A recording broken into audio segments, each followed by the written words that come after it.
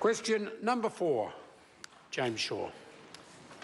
Thank you, Mr Speaker. My question is to the Minister for Primary Industries and asks, does he stand by his statement that there is no hard evidence to support the Director of Fisheries Management's claim that fish discarding is a systemic failure of the current system? The Honourable Joe Goodhue. Thank you, Mr Speaker. On behalf of the Minister, what I actually said in the House earlier this week regarding that comment by the Director of Fisheries Management is that dumping and discarding is an issue that successive governments have been trying to deal with and grapple with over a period of time. I added that... Order. This is a question that's on notice. It's an important issue, and I don't want a continual barrage coming from the Honourable David Cunliffe. Honourable Joe Goodhue. Thank you, Mr Speaker. I added that the quota management system is now 30 years old. We have the operational review underway, and I am sure that through that process the necessary changes will be made. Supplementary question, James Shaw. Thank you, Mr Speaker. Were ministers aware of the extent and seriousness of fish dumping before the Simmons report, which showed that more than double the amount of fish caught are dumped at sea? And if not, why not? The Honourable Joe Goodhue. On behalf of the Minister, what I can say on behalf of the Minister is that an independent review was commissioned into 3 fisheries compliance investigations because of concerns. The Heron report has given us a pathway forwards, and I'm unable to speculate as to what was known or not. A point of order, James Shaw. Mr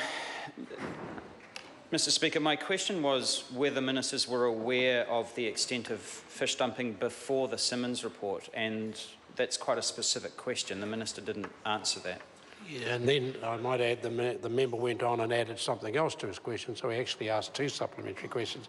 But forgiving him for a minute on that, the ministers then answered that there were 3 reports that were made available, so they knew of the issue, and then went on to say she was unable to specifically answer the question you've asked. And I think on the occasion when we acknowledge it's a minister acting on behalf of another minister, that's satisfactory. Further supplementaries? Supplementary question? Supplementary. Richard Prosser. Thank you, Mr Speaker. To the Minister, when will the Government act on a commission of inquiry into fisheries management called for by New Zealand First 3 months ago? The Honourable Joe Goodhue. On behalf of the Minister, I'm able to report that back in August last year, the Future of Fishing review was undertaken, and we know that that will address many issues in relation to this and the quota management system.